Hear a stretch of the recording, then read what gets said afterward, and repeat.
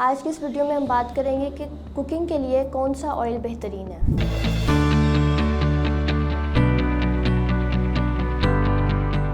السلام علیکم، مائی نیم از Mehnoor and I am a clinical dietitian, اور اس ویڈیو میں ول ڈسکس کہ بیسٹ کوکنگ آئل کون سا ہے۔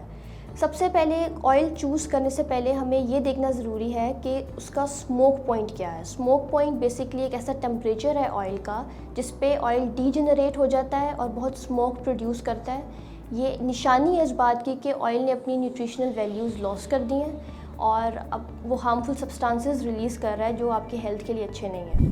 ہم اگر ہائی ہیٹ کوکنگ کر رہے ہیں، اب کوکنگ میتھڈ اگر ایسا ہے جس میں آپ بہت زیادہ بھنائی کر رہے ہو یا بہت زیادہ ٹمپریچر ہائی ہے، جیسے فرائنگ ہے یا سوٹنگ ہے، تو اس میں ہم کنولا آئل یا دیسی گھی کا استعمال کر سکتے ہیں۔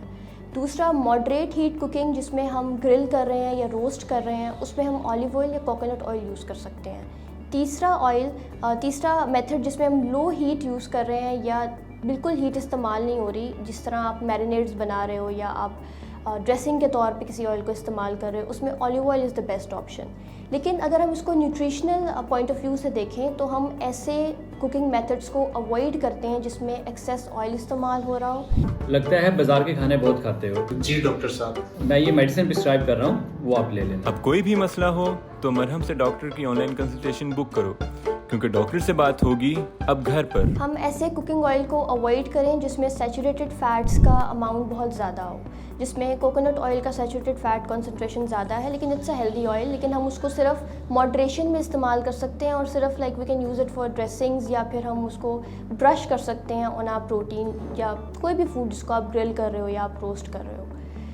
دوسری چیز یہ کہ آپ کا جو ڈیلی آئل کنزمپشن ہے وہ 2 سے 3 ٹیبل اسپون سے زیادہ پر ڈے نہیں ہونا چاہیے، چاہے وہ بہترین آئل ہے چاہے وہ برے سے برا آئل ہے۔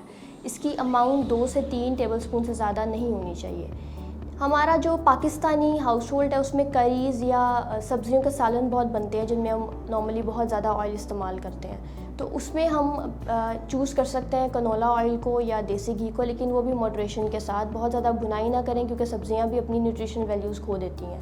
اس میں جو بیسٹ آئل ہے وہ ہمارے پاس آلیو آئل ہے، جس کو ہم ہارٹ ہیلدی آئل بھی کہتے ہیں، جس میں پولیفینولز کی اماؤنٹ بہت زیادہ ہے جو ہمارے سیلز کو ڈیمیج سے بچاتی ہے، باڈی میں انفلیمیشن کو کم کرتی ہے اور ہمارے دل کی صحت کے لیے بھی اچھا ہے۔